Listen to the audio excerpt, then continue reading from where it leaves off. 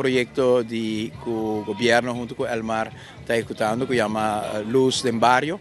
Esto es algo que durante el programa de Bo Barrio nos han hobby comentarios de ciudadanos que tienen necesidad para tener más iluminación del barrio. Esto ayuda a seguridad, esto ayuda también que muchos han portar tem hora um tiki que sola barra toch porta tiki mais tem ambiente sano de recreio, sem que mas tem preocupação para não vir para dentro de viagem, para maior não também está tranquilidade para o na não tem claridade e naturalmente para o bairro está traz a segurança e está traz também naturalmente para tráfico mais segurança. Em todo sentido é algo positivo e nós estamos contentos que Elmar por atrás junto conosco para buscar luz na LED também, não está dando uma iluminação mais grande. E nesse caso, nós estamos contentes com nós na Warawara. Sabe que onde é bairro não nós visitar, em quadra de bairro, onde a primeira coisa que nós constatamos aqui, tem necessidade para asfalto para chegar no Parque de Luz de Warawara.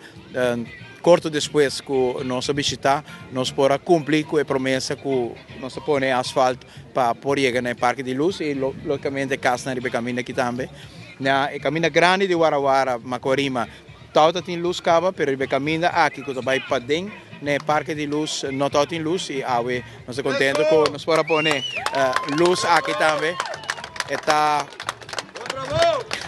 Esta dona uma satisfação que por cumprir com o cidadão não arriba necessidade não básico. Sabe que não está algo que o cidadão não mister visa europeu, é algo que governo e a companhia de utilidade tem certa responsabilidade para cumprir com ele e nós estamos cumprindo que sabe de uma melhor forma que estava sucedendo antes. De bairro aqui nós vamos para outro bairro. Wanneer we ons aan opdracht die governo nos voeren uit. E nós queremos seguir trabalhando no projeto volgens planning. E ja, mas nós sabemos vários viagens acaba, tem luz existente que agora cambiar para LED, para estar mais econômico. E alguns caminhos que não existe luz ainda, nós apanhando num novo. Então esse é o projeto que também está mais ainda também para para mim com full aruba também há LED. Está tremendo projeto para sobre o budget que é da mesma coisa, mas o qual está passa que nós aumentar a quantidade de luz. A LED aqui está mais eficiente no uso de corrente.